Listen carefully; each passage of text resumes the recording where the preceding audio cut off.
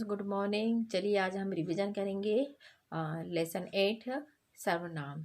ठीक है, अब सर्वनाम इससे पहले भी हमने आप लोगों को रिवीजन रीड करवा चुके हैं। अब हम क्या कर रहे हैं, रिवीजन करवा रहे हैं। ठीक है ना। चलिए रिवीजन में अब बताइए आपकी सर्वनाम क्या है। सर्वनाम की परिभाषा क्या है? जिन शब्दों का प्रयोग संज्ञा के स्थान पर होता है ना। जिन शब्दों का प्रयोग संज्ञा के स्थान पर होता है वे सर्वनाम कहलाते हैं। जैसे तुम, वह, या आदि। ठीक है ना। जिन शब्दों का प्रयोग संज्ञा के स्थान पर होता है उसे वे सर्वनाम कहलाते हैं। जैसे तुम, वह, यह आदि। ठीक है ना। अब है सर्वनाम के भेद बताए गए हुए हैं। जो सर्वनाम के कितने भेद हैं?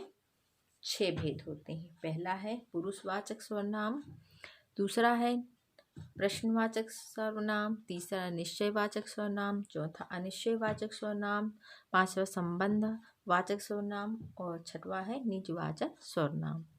ठीक है। अब क्या कहलाया? पुरुषवाचक सर्वनाम हम किससे बोल सकते हैं? पुरुष या प्राणी, है ना। पुरुष से क्या अर्थ निकल रहा है? प्राणी से। ठीक है। तो क्या हुआ कि पुरुष का बोध या प्राणी का बोध कराने वाले सर्वनाम शब्दों को पुरुषवाचक सर्वनाम कहते हैं। जैसे मैं, तुम, यह, वह आदि।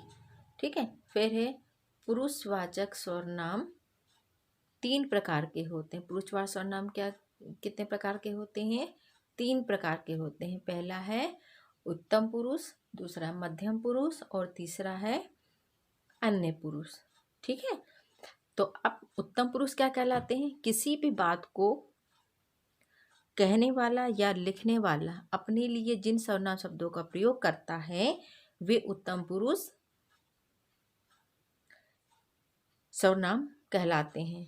जैसे मैं, हम, मुझे, हमें आदि। ठीक है। फिर है मध्यम पुरुष, जिनसे बात की जा रही हो उसके लिए प्रयोग में होने वाले सर्वनाम शब्द मध्यम पुरुष कहलाते हैं। जैसे तुम, आप, तू, मेरा, आपका आदि।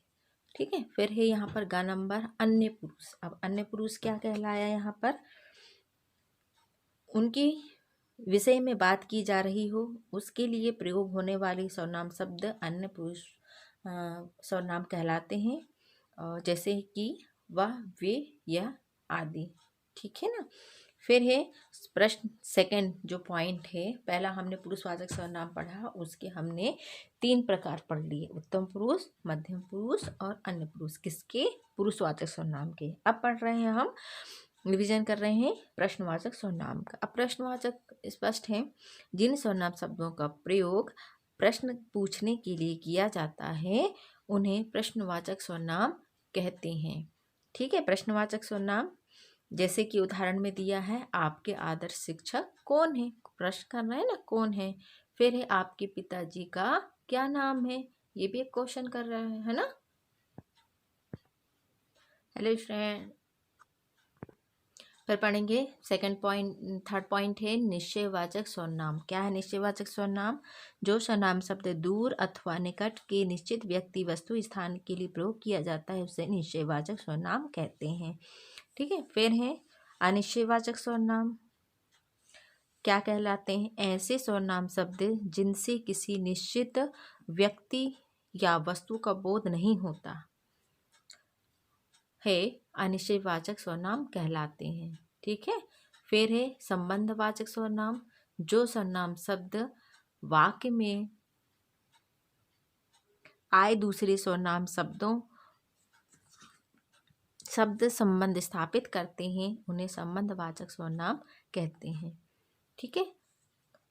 फिर है 6 पॉइंट है निजवाचक सर्वनाम। क्या कहलाया निजवाचक सर्वनाम? जिन सर्वनाम शब्दों का प्रयोग स्वयं के लिए किया जाता है, जिन सर्वनाम शब्दों का प्रयोग स्वयं के लिए किया जाता है उन्हें निजवाचक सर्वनाम कहते हैं। ठीक है। तो आज हमने क्या पढ़ा स्टूडेंट्स? आज हमने लेसन 8 पढ़ा है, सर्वनाम।